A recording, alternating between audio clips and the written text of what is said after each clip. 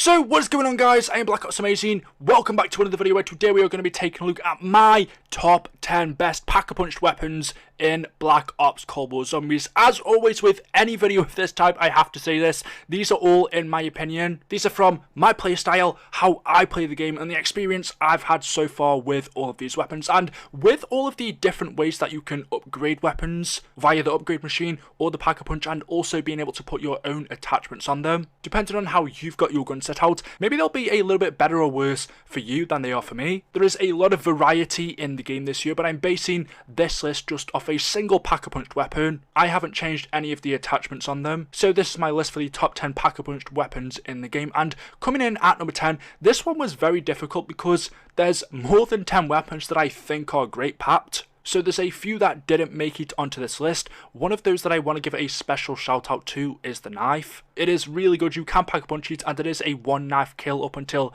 I think it's like round 12, 13, 14. And then when you fully upgrade it, I was on round 40 and still getting one knife kills. It is incredible, but because of how the point system or the essence works in Black Ops Cold War Zombies, knifing or killing zombies how we used to maximize points just doesn't work the same. The knife is worth having, but as a secondary weapon you're not going to really use it as a primary. And also the main reason it's not on the list is because this is top 10 guns and it's not a gun. But it deserves a special mention.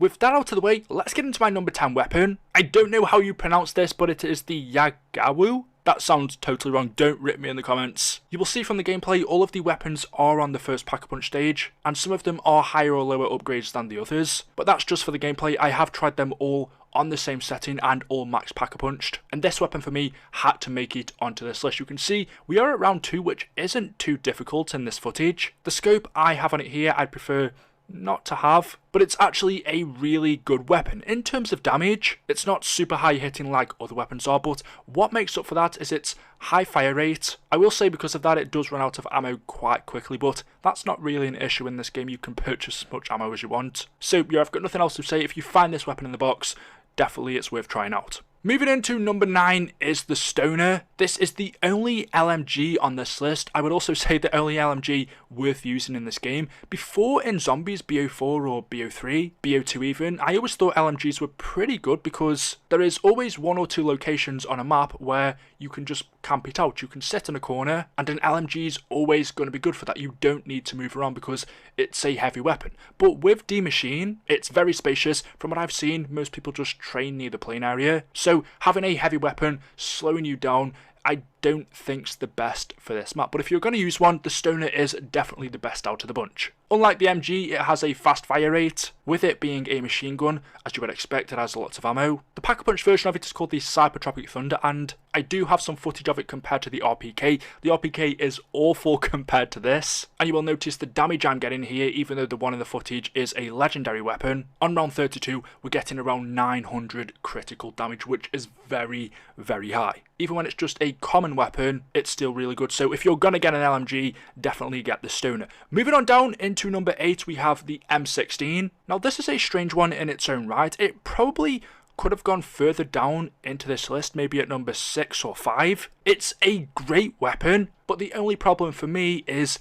it's a burst fire. I'm not a fan of burst fire in Zombies. Having to keep spamming the trigger, not gonna lie, it tires my fingers out. But I will admit, it is really powerful. It's got loads of ammo, it looks awesome. Its damage for an assault rifle is actually a lot better than you would expect. Or is it? It is a burst fire, so it should be having high damage. But even the one you can see me using in this footage isn't fully upgraded, and the critical damage is around 630. That's really, really good. And what makes it even better is this is a wall weapon, so it's easy to obtain. You don't have to keep spamming the box if you want it. Maybe because of the damage it does, you could put it further on down, but just because it's a burst fire, I'm going to keep it in at number 8. And now moving on, in at number 7, I have picked the M1911 dual wield. There are 2 different versions of this you can get from the mystery box, the dual wield, and you can also get the standard one. I've tried both. If we were only able to get the one M1911, it would be nowhere near the top 10. It's not very good, but dual wield, when you pack a punch it, it doesn't become the Mustang and Sally like we used to have.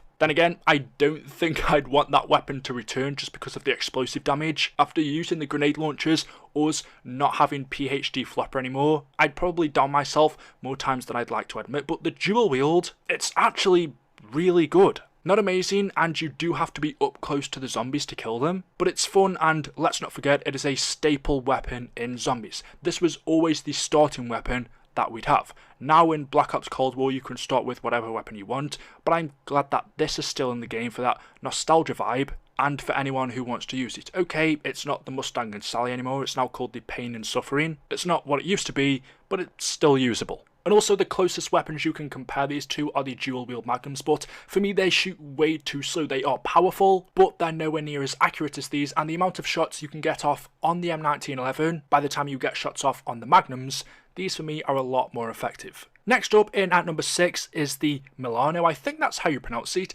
This is a strange weapon because by the looks of it, I thought it was going to be awful. It reminds me of the really bad submachine guns that we've had in zombies throughout the years. I forgot what the one was called in Black Ops 1 that you could get near the starting room in Ascension, or in 5, but when I saw this I just thought it's going to be really, really bad. I was recommended to try it out, I did, and it was very surprising. What's best about it is its high critical damage. I was getting around 600, 700 on a weapon that's not even anywhere near fully upgraded. The fire rate isn't as fast as I expected, but with the high damage, that doesn't really matter. It's a light weapon to use, you can move quickly. Honestly, it just wasn't what I expected. Moving on, in at number 5 is the FFR. This was the gun that I was most looking forward to pack-a-punching because throughout Call of Duty history, FAMAS is a fast firing weapon, so I thought if I pack-a-punch this, is it going to be crazy? And yes, it is. The damage I don't think is brilliant. Body shots on one pack-a-punch are about 150. Critical damage is around 350. But because of its fast fire rate, it's almost like you can get 2 bullets out of this